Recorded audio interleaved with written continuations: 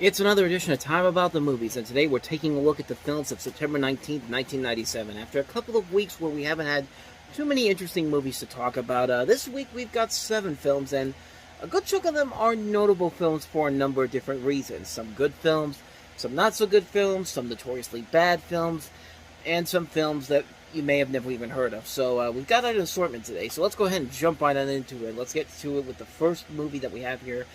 Of course, the biggest new release of the weekend, and that is Kevin Kline in the comedy In and Out.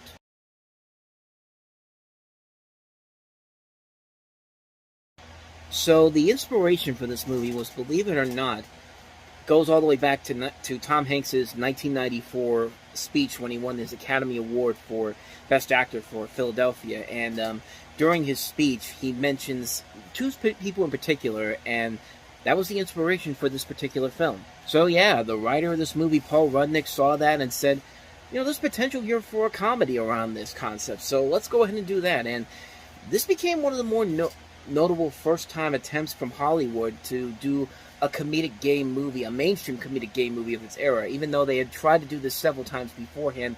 In the 80s, they actually had a couple of movies that tried to be like this. Even Paramount had one with Ryan O'Neal and John Hurt called Partners, which, believe it or not, was originally intended for Clint Eastwood and Woody Allen, and Eastwood only would have agreed to do it if Woody Allen would have come in and done it. He never did, and that film came and went. Nobody ever really talks about it, but but unlike Partners, this one was actually very successful. Of course, you have the story behind this is Kevin Kline plays this English literary teacher. He lives this quiet town in this town of Greenleaf. One of his former students, played by Matt Dillon, wins an Academy Award for Best Actor, and while he's talking about the people that inspired him, he wins the award and thanks Howard, and also says that he's gay, which leads to the whole town questioning whether or not he's actually gay or not, and Kevin Kline actually questioning his own masculinity throughout the course of the film. And really, there's a lot here that could easily go wrong, but because the script is so smart and because they have a great director here and a cast that's fully in game for this type of movie, the movie just works really well here. This is a really, really funny movie. It's a hilarious comedy. Kevin Kline shows a lot of his comic genius that he's been proven to show all the way back to A Fish Called Wanda, where he won the Oscar for that. Joan Cusack is very funny in here. She actually got nominated for an Academy Award for Best Supporting Actress, but lost to another movie that came out this very same weekend to somebody in that film, but we'll get to that one in a little bit. Tom Selleck in this movie, man. Tom Selleck is a very conservative actor. You see him nowadays on Blue Bloods, and there was a time between Magnum P.I. and Blue Bloods where he was just struggling to pick good movies. I mean, he picked some really terrible movies. Once in a while, he'd get something like a 3 Men and a Baby type of success, but most of his movies were terrible. But in this movie, not only does he play a very funny character here, and it's fully game for this role. I mean, he has a notable 12-second kiss between him and Kevin Kline, and it's incredible that he was able to go all in, despite everything he doesn't believe in. The fact that he's very, very conservative, the fact that he went for this and went all the way with it. It just shows that how committed he was to this role. I mean, everybody here is very committed to this. I mean, Wilford Brimley, he didn't get along with Frank Oz, but he still turned in a good performance in this. So did Debbie Reynolds. Matt Dillon is great in here, as well as Bob Newhart. I mean, there's a really good cast here. There's a lot of really good comedy overall here. It's just a smart, very funny comedy that really has a good time with it. It plays it safe while also trying to be very sympathetic and actually try to have a very good message to it. And technically, it doesn't really have the strongest ending possible. It wasn't a bad ending per se, but it still does. It easily could have been a whole lot better, honestly. But at the same time, it's not a bad ending whatsoever, and it does have a nice little message there at the end of it. And it's a great movie. I really recommend this film. I know this film was a big success when it came out, but you don't hear a lot of people really talk about it nowadays. And I think it's ahead of its. It was a movie that was ahead of its time. I think it's a very funny film. It tackles a very touchy subject in a very good way, in a very good manner.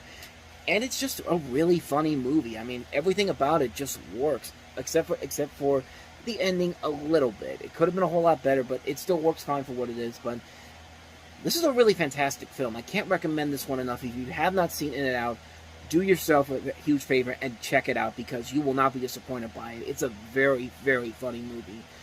Our next movie can also be a very funny movie, but I'm pretty sure that was never the intention of the people who made it. It's the Wes Craven presented Wishmaster.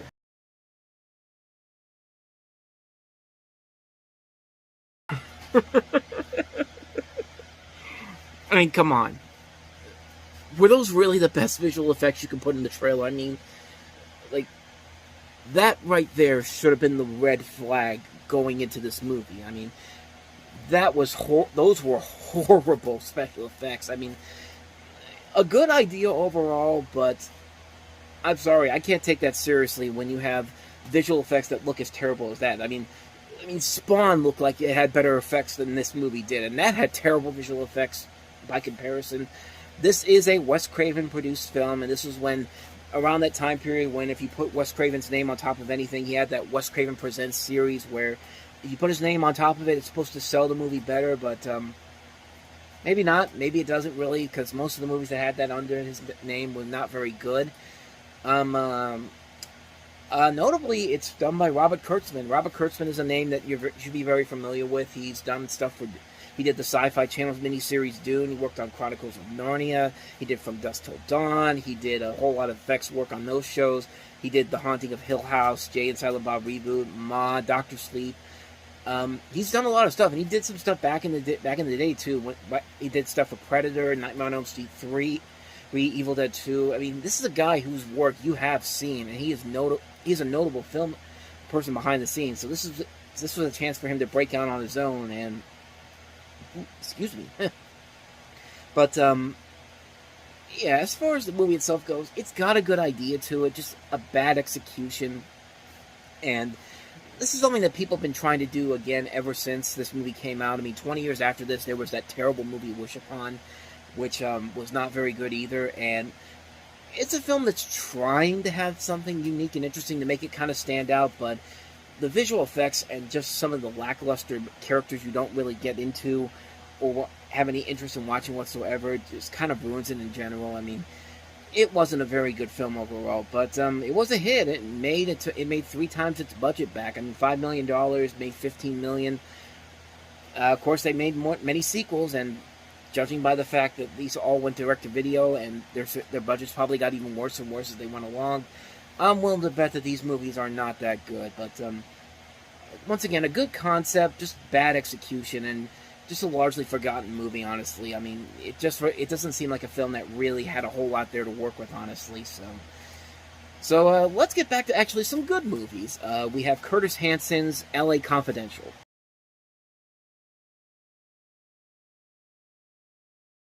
This is one of my all-time favorite movies. It's the movie that I always go back to every once in a while, along with Heat. And I usually watch Heat and this back-to-back. I mean, this is a movie that I absolutely love. Curtis Hanson, of course, directed this movie. It was also co-written by Brian Helgeland, based off the novel by James Ellroy. Features a great cast. It includes Guy Pearce, Russell Crowe, who were relatively unknown back at the time. And as soon as this film came out, their careers took off big time. And, of course, you have veteran actors like Kevin Spacey, Danny DeVito, Kim Basinger. Kim Basinger won the Academy Award for Best Supporting Actress for this. And it's just an entertaining movie. It has a great mystery overall. You're following these cops in 1953 as they're trying to figure out this case that they're going through, and they all have their different stories going on. And it's just a brilliantly executed film. The movie is very entertaining. The visual look of the film is fantastic. The cinematography by Dante Spinotti is top-notch. The writing overall is very solid. Kim Basinger is really good in the film. I really didn't think that she is... When I remember watching this movie the first time, I didn't think her performance was all that great, and I was looking back and thinking, she really won Best Supporting Actress for this? But then when you watch it again afterwards, you're just kind of like, you know what? I can actually see it now. She really is giving it her all in this movie. Guy Pearce is very good in here as well. Russell Crowe is also very good here. Kevin Spacey, Danny DeVito, James Cromwell is also in here. David Strathairn. It's a really solid movie and a really good mystery that keeps you in suspense as the film goes on. You just keep getting invested in what's going on here, and you're wondering, how is it going to end? How is this going to end up when it's all said and done? And it leaves on a very good high note here. It's a very entertaining film, a very engaging film. It's one of my all-time favorite movies. It's one I go back to every couple of years, and I'm always still impressed on how great it ended up becoming, because it really is one of the best noir movies you'll ever see. One of the best crime thrillers ever. Fantastic film. If you haven't seen LA Confidential, do yourself a favor and check this movie out. You're doing yourself a huge disservice by not doing so. With that said, on to the next movie that we have here, and that is the star-studded 1,000 Acres.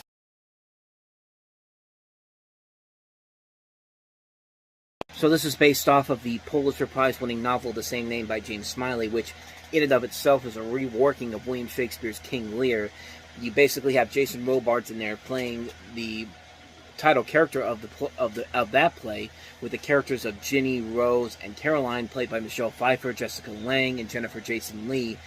They represent Lear's daughters, and the dramatic catalyst in both works in the division of the father's estate among their three offspring, causing bitter rivalry and also leading to tragedy. Which, in this movie, honestly, like, this isn't a bad idea, just a wrong execution, mostly because you really don't know who you're supposed to like in this movie. Are you supposed to really find all these people detestable, or what? Because you really cannot figure out who you're supposed to not like in this film. Like, everybody in this movie has something that's against them in some way that you cannot like in any way, shape, or form.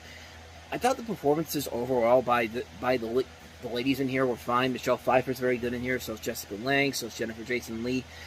Jason Robards, I think, is alright in here as well. You also have Colin Firth, Keith Carradine, Pat Hingle. You see Michelle Williams in there as well, Elizabeth Moss, John Carroll Lynch.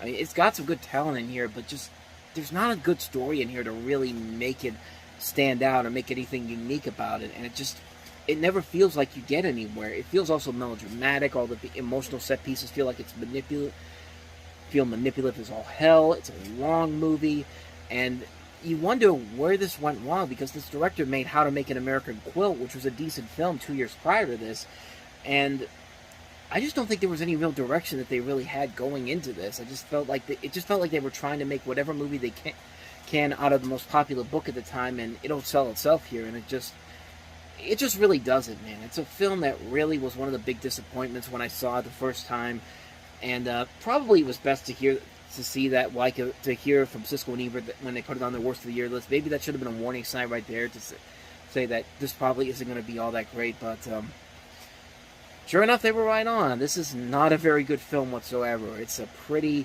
mediocre film that should have been a whole lot better considering all the things it had going for it, and it did not. And for a better example of this, we can go ahead and move on to the next film, which is The Myth of Fingerprints.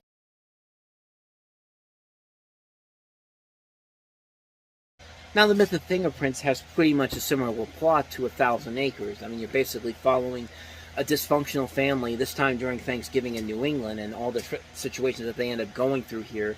You have a good cast overall in this film. Julianne Moore, Roy Scheider, Blythe Danner, Noah Weil, Hope Davis, Lauren Holloman, Michael Vartan from Alias, James LaGrosse. I mean, there is a good cast involved in this film, and it's a good ensemble film for a first-time director in Bart... Actually, this is a first-time director, Bart Frudenlynch, who later went on to make Trust the Man, as well as stuff like The Rebound and After the Wedding, and most notoriously Catch That Kid. This movie honestly works a lot better than 1,000 Acres does, mostly because you actually do want to follow these characters along. You don't feel like these characters are being manipulated onto you, or feel like they're just characters that you're supposed to root for, and you don't even know you don't know a whole lot about them. But in this movie, you actually do get a sense of what these characters are going through, and you actually want to go along for these adventures, even though you're still trying to figure out, are they doing the right thing? Are we supposed to like these characters, or are we supposed to not like them? It's just like... But overall, I thought the cast here was very good, and I thought the situations that they found themselves in overall were much more interesting and much more engaging than what 1,000 Acres was trying to do here. I think this is a much better movie. Not a classic film by any means necessary, but it's a film that I really did enjoy. I thought it was an enjoyable film. Probably not one I'd watch over and over again, but I'm glad I got to see it when I did. It's actually a really enjoyable film. I do recommend checking it out. The Myth of Fingerprints, it's actually a pretty entertaining film. With that said, let's go ahead and move on to the next movie, and that is Ben Affleck in Going All the Way.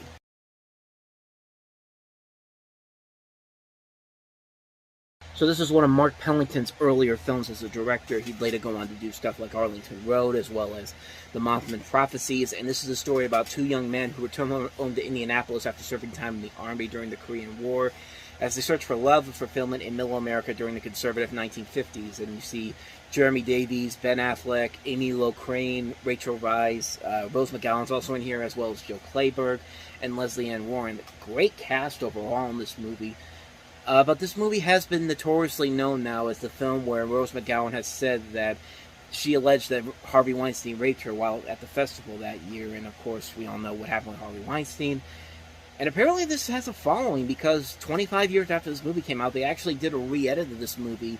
They rescanned it and added 50 more minutes of additional footage in here, as well as added a new title sequence and all that. So I've never seen the original cut of this film, so I don't know for certain if it's any good or not, but I've seen little bits and pieces of this, and I thought it was actually okay from the little bit that I've seen from it. It actually has some decent reviews to it from what I see here too, so maybe the film itself overall is very good, but I haven't seen all of it to really get a good grasp on it. I've only seen like bits and pieces of it, but from what I've seen, it certainly isn't the worst thing I've ever seen, and it does work because the performances are so good in here. I mean, you have a really good cast overall here in this film that could make this material work as well as it should. So I have no reason to believe this movie isn't. I have no reason to believe this movie isn't good. I mean, this film should be pretty enjoyable to watch, considering the little bits I saw there, plus the cast that it has involved in. So, quick one on that one. So that is Going All the Way. Let's go ahead and move on to the last one we have here, the documentary The Long Way Home.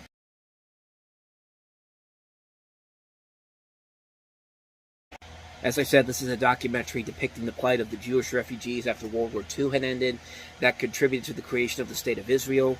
And the film is basically, the emphasis is on the pitiful conditions for Jewish refugees in Europe after the war, as anti-Semitism was still rife and poverty was common. It also shows how immigration to the British Mandate of Palestine became a goal for many, but that British immigration rules often resulted in them being detained in camps in Cyprus. And the eventual formation of the State of Israel is then shown, with emphasis on the debates in the White House between Palestinian Jews, President Truman, and the United Nations. You hear Morgan Freeman's narration there, but you also hear the narrations of people like Edward Asner, Sean Astin, Martin Landau, Miriam Margolyes, David Paymer, Nina Simasko, Helen Slater, Michael York. And the film won the Academy Award for Best Documentary Feature that year. And that's really all I know about the film, honestly. I'm just reading it off Wikipedia here because I've never really seen this before, and I don't deny that this thing could probably be really good. I mean, it seems like a very interesting idea for a good documentary, so this could be something that could be very entertaining. I just never had the real interest in watching it on my own on my own personal time right now, but I wouldn't be against watching it at some point. I mean, it does look like it could be a very interesting find to watch, so that's all I really know about that one. So that's The Long Way Home. So on that note, we wrap up another edition of Time About the Movies. When we meet next time, we'll wrap September up. And again, some notable movies here, including the first ever DreamWorks film, George Clooney and Nicole Kidman in the thriller The Peacemaker. We also have the ensemble Soul Food, Alec Baldwin and Sean Connery in The Edge, The Assignment, Ang Lee's The Ice Storm, as well as Trojan War. So 6 movies to look at next time around. We will delve into those on the next episode. I don't know why I have my hand like that, so anyway, thank you so much for watching. If you want to see more videos like this, please hit the playlist on the next page, check out the previous episode, and hit the like and subscribe button if you want to see more videos like this. So with that said, I will see you guys tomorrow. Thanks for watching. I'll see you next time. Until then, as always, take care.